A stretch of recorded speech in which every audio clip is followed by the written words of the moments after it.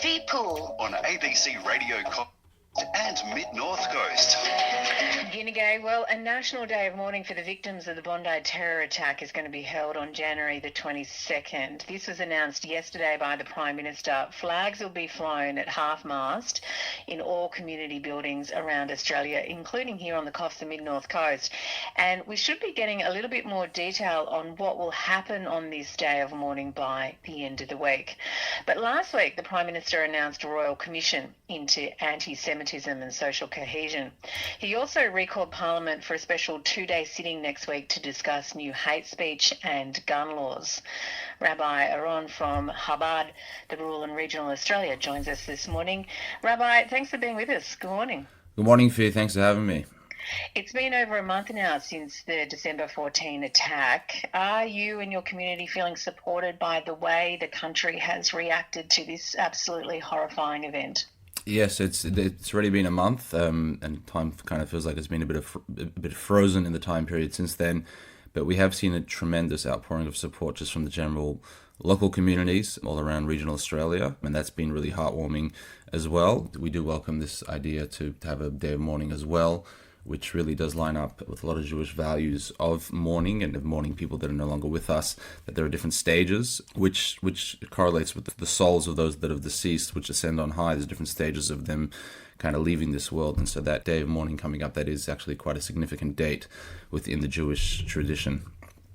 What does it suggest as far as their soul's concerned within the Jewish tradition, that date? So a soul, its purpose really is to be united with the body to perform in this world and make this world a better place. And when a person's mission in this world ends, when their life ends, then their soul kind of ascends up on high. And there are different kind of levels and areas in which it ascends up on high, which that's something which is for the soul. And at the same time, for those that are still here, for relatives, for friends, for family, for the rest of us here in Australia and the whole world, it's also a day where we remember those victims and those that are no longer here and what they stood for and what their lives were all about. Since the attack, you have been to Coffs Harbour and you've spent some time with our Jewish community. How are they doing? Yes, it was really lovely to be up there over Hanukkah.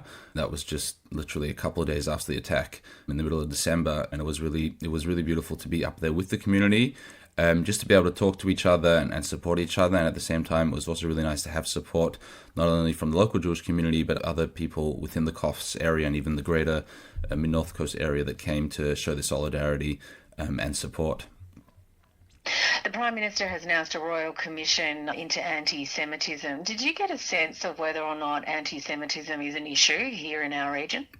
You just got to drive up the highway, which I'm sure anyone's driven up the beautiful Pacific Highway, and see that almost every single bridge which crosses the highway has some anti-Semitic graffiti on it. So yeah, I'd say definitely is an issue over there. What would you say is anti-Semitic graffiti? Can you give us an example? I mean, there's all sorts of things sprayed on those posts. Anyone that's been up there can see them. There's many different things which are sprayed up there. Thankfully, a lot of them are removed, which is quite quickly.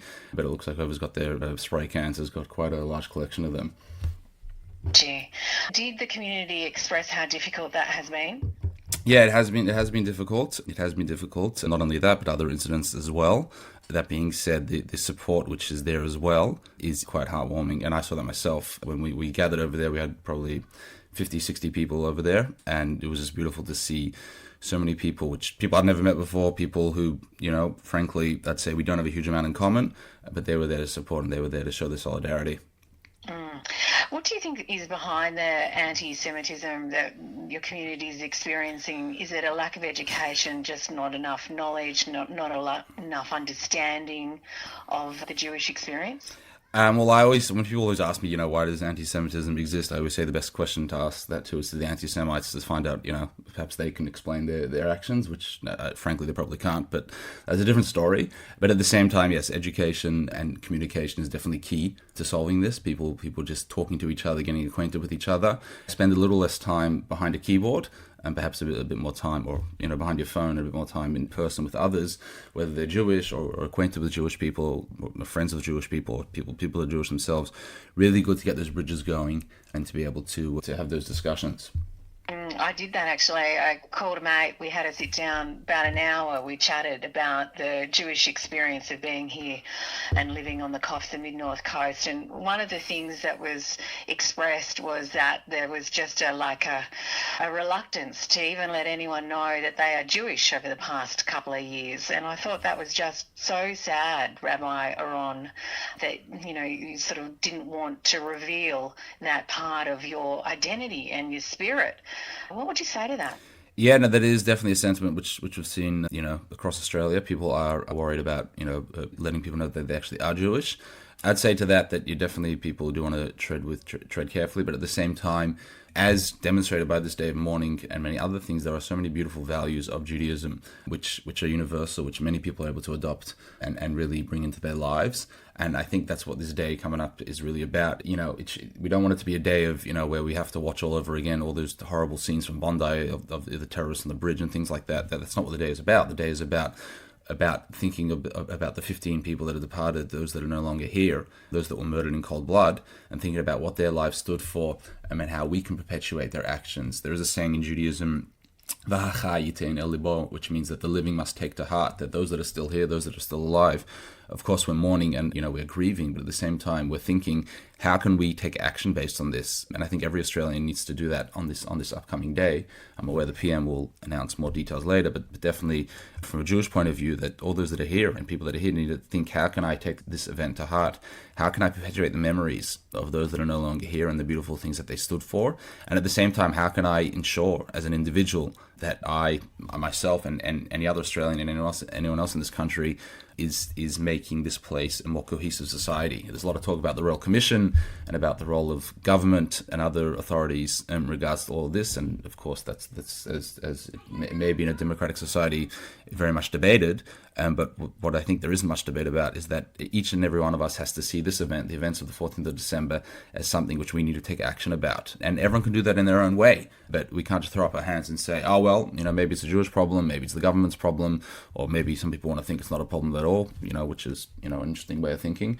But we need to see this as something which we can take action on. And on the 22nd of December, the 22nd of January, when this day is coming up, I think that's a great time to do that, to just reflect, even just for a few moments. You carry on your day as you do, but spend a few moments thinking about the world around you, think about what we can do to make this world a better place. And in Judaism, there's a concept of the 7 Noahide laws, different laws which apply to all of humanity, which really, the most common basic things, the third of them being do not murder, which, had that been better entrenched in society, there's no question this whole event wouldn't have happened. So really a day where we should all do what we can to perpetuate those memories and make Australia a beautiful place.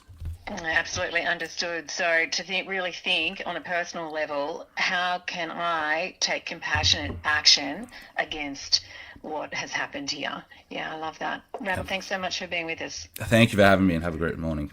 Rabbi Aron is from the Chabad of rural and regional Australia, and he has been to Coffs Harbour with the Jewish community.